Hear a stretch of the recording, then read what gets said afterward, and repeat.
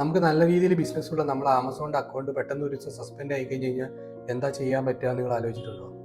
അതായത് നിങ്ങൾ ആമസോണിൽ വിൽക്കുന്നതൊക്കെ നല്ലതാണ്, പക്ഷേ ആമസോണിൽ മാത്രമായിട്ട് വിൽക്കുമ്പോൾ അതിന് ഒരുപാട് പ്രശ്നങ്ങളുണ്ട്. പ്രത്യേകിച്ച് ഞാൻ പറഞ്ഞ പോലെ ഇതിൻ്റെ അത് ഏറ്റവും വലിയ റിസ്ക് എന്ന് വെച്ചാൽ അക്കൗണ്ട് സസ്പെൻഷൻ. നമുക്ക് അറിയാലോ, നമുക്ക് ആമസോണിന് ഒരുപാട് പോളിസികളും കാര്യങ്ങളൊക്കെ ഉണ്ട്. ഇപ്പോൾ നമ്മളൊരു പോളിസി വയലേറ്റ് ചെയ്യുകയാണെങ്കിൽ ആമസോൺ നമ്മളെ അക്കൗണ്ട് അല്ലെങ്കിൽ ലിസ്റ്റിംഗ് സസ്പെൻഡ് ചെയ്യും.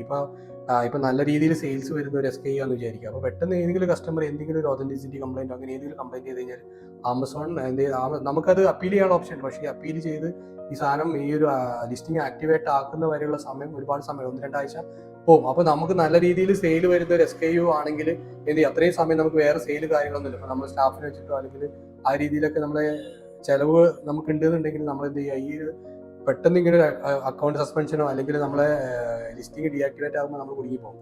അപ്പോൾ എപ്പോഴും ചെയ്യേണ്ട ഒരു കാര്യം എന്ന് വെച്ച് കഴിഞ്ഞാൽ ഈ ഒരു ഇങ്ങനത്തെ റിസ്ക്, അതായത് ആമസോണിൽ മാത്രം വിൽക്കുമ്പോൾ ഇങ്ങനെ റിസ്ക് ഉണ്ട് നമ്മൾ മനസ്സിലാക്കുക. പിന്നെ എന്ന് വെച്ച് കഴിഞ്ഞാൽ ഇങ്ങനെ നമ്മൾ ആമസോണിൽ മാത്രം വിൽക്കുമ്പോൾ ആമസോണിന്റെ ഫീസ് കാര്യങ്ങളൊക്കെ ഉണ്ടാവും. നമ്മൾ ഒരിക്കലും നമ്മളെ കൺട്രോളിലല്ല. ആമസോൺ ചിലപ്പോൾ ഈ പറഞ്ഞ പോലെ ഫീസ് കുറയ്ക്കുകയും കൂട്ടുക കാര്യങ്ങളൊക്കെ ചെയ്യും.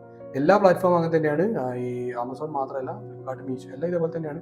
പക്ഷേ ഇതെല്ലാം കൺട്രോൾ അവരുടെ കയ്യിലാണ് ഫീസിന്റെ. പിന്നെന്ന് വെച്ചാൽ നമുക്കിപ്പോൾ ആമസോണിൽ മാത്രം വിൽക്കുമ്പോൾ നമുക്ക് കസ്റ്റമർ ഡാറ്റ നമുക്കില്ല. നമുക്ക് ഓർഡർ വരുന്നു അയക്കുന്നു എന്ന് മാത്രം. നമ്മൾ സ്വന്തം വെബ്സൈറ്റ് ആണെങ്കിൽ നമുക്കൊരു കസ്റ്റമറിന്റെ ഡീറ്റെയിൽസ് കാര്യങ്ങൾ ഫോൺ നമ്പർ ഇതെല്ലാം നമുക്ക് കിട്ടുന്നുണ്ട്. പക്ഷേ ആമസോണിലും വിൽക്കാൻ നേരത്ത് നമുക്ക് എന്ത് ചെയ്യാം, നമ്മുടെ കസ്റ്റമർ ഡാറ്റ നമുക്ക് കിട്ടുന്നില്ല.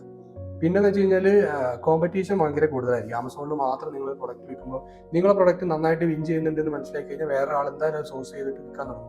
അപ്പോൾ കോമ്പറ്റീഷൻ വളരെ കൂടുതലായിരിക്കും. അപ്പോൾ ഞാൻ പറയുന്നത് വെച്ച് കഴിഞ്ഞാൽ നമ്മളെ മൊത്തം സെയിൽസ് ചാനലിലെ ചെറിയൊരു പെർസെൻറ്റേജ് മാത്രമാണ് ആമസോൺ എന്ന് പറഞ്ഞ് ആ രീതിയിൽ പോവാം. അല്ലാതെ കംപ്ലീറ്റ് ഞാൻ ആമസോണിൽ വിൽക്കുള്ളൂ അല്ലെങ്കിൽ അങ്ങനെ ചിന്തിച്ച് നിൽക്കാതെ എല്ലാ പ്ലാറ്റ്ഫോമിലും വിൽക്കുക. അപ്പോൾ നമുക്ക് എന്ത് ചെയ്യാൻ പറ്റും, ഇതിൽ അക്കൗണ്ട് സസ്പെൻഷനോ അല്ലെങ്കിൽ ഒരു ലിസ്റ്റിങ്ങിന്റെ ഡീആക്ടിവേഷനോ വരുന്ന സമയത്ത് നമ്മളെ വലിയ കാര്യമായിട്ട് ബാധിക്കില്ല. അല്ലെങ്കിൽ എന്താ പറയുക, ആമസോൺ മാത്രമായിട്ട് നിൽക്കുമ്പോൾ നമ്മൾ ആകെപ്പാടെ കുടുങ്ങിപ്പോകും. അപ്പോൾ മാക്സിമം എന്ത് ചെയ്യുക, നമ്മളതിൽ ഒരു പ്രൊഡക്റ്റ് ഉണ്ടെങ്കിൽ കഴിയുന്നതും എന്തൊക്കെ പ്ലാറ്റ്ഫോം അവൈലബിൾ ആണോ, ഓൺലൈനായിട്ടും ഓഫ്ലൈനായിട്ടും ഇൻസ്റ്റാഗ്രാമായിട്ടും വാട്സപ്പായിട്ടും ഇതിൽ തന്നെ ഈ ആമസോൺ, ഫ്ലിപ്കാർട്ട്, മീഷോ അങ്ങനെ ഒരുപാടുണ്ടല്ലോ. അപ്പോൾ ഏതൊക്കെ പ്ലാറ്റ്ഫോമിൽ നമ്മളുടെ പ്രൊഡക്റ്റ് സെയിൽ ചെയ്യാൻ പറ്റുന്നോ അതിലൊക്കെ സെയിൽ ചെയ്യുക. ആമസോൺ മാത്രം നോക്കി ഒരിക്കലും നിൽക്കരുത്.